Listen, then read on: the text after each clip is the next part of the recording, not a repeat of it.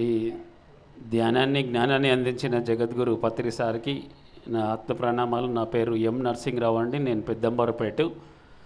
అయితే నేను ఒక 5 సంవత్సరాలు అవుతుంది నేను ఇక్కడ 2020 నేను ధ్యానంలోకి వచ్చాను. మార్చిలో వచ్చాను.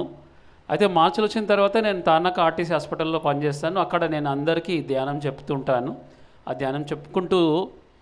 ధ్యానం చెప్తూ ఉంటే అక్కడ ఏమైందంటే నాకు మధ్యలో నాకు రమేష్ సార్ నాకు ధ్యానంలోకి తీసుకొచ్చారు.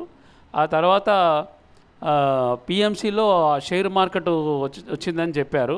మరి ఎందుకో నాకు అనుకోకుండా నేను సరే షేర్లో కలుద్దామని చెప్పి షేర్లో నేను జాయిన్ అయినాను.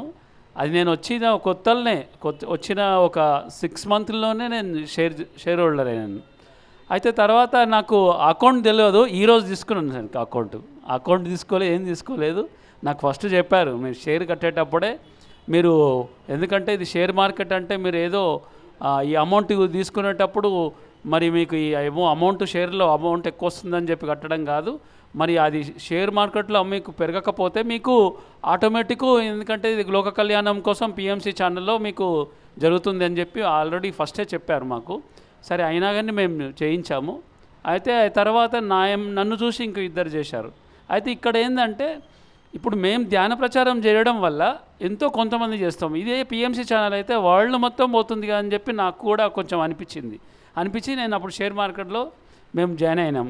అయితే ఇంకొకటి ఏంటంటే నేను తానక హాస్పిటల్లో పనిచేస్తాను. అక్కడ అందరికీ ధ్యానం చెప్తుంటాను. మేము అక్కడ ఆల్రెడీ నాకు శనివారం మా హాస్పిటల్లో నాకు క్లాస్ ఉంటుంది. అందరూ డాక్టర్స్ సిస్టర్స్ అందరు క్లాస్ చెప్పిస్తాను. నేను పెద్దంబరపేటలో కూడా ఒక పిరమిడ్ నిర్మాణం అయింది. అందులో మా ఫ్రెండ్సు మేము కలిసి ఒక కౌన్సిలర్కి పోయి అడిగాం.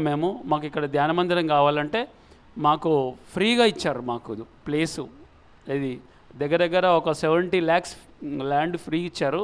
అందులో మేము ధ్యాన మందిరం కట్టించాము. కట్టించి అక్కడ రోజు క్లాస్ జరుగుతుంది. ఇక్కడ 3 years నుంచి మనకు 22 డిసెంబర్ మాకు పిరమిడ్ ఓపెన్ అయింది. ఆ తర్వాత మాకు రోజు ధ్యానం, రోజు క్లాస్.